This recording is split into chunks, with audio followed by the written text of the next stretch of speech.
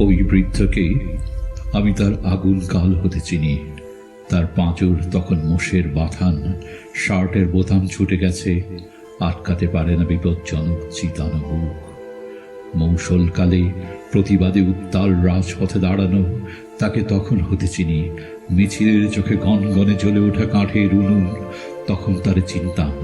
দ্রোহের উষ্ণতায় pitch কলা রাস্তায় পায়ের ছাপ, তখন হতে চিনি। ঠোলার তারা খেয়ে রাতে কলোনির দেয়াল টপকানো একসাথে, চিনি তারে সেদিন এবং তারও আগে হতে চিনি।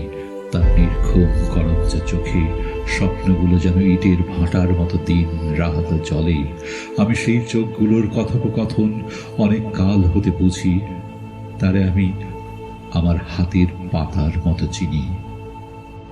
অথচ কদিন আগে পোড়া কাগজের লাহান ওই খুব চেনা মানুষটারে আমার পাশের সিটে পাবলিক বাসে দেখি।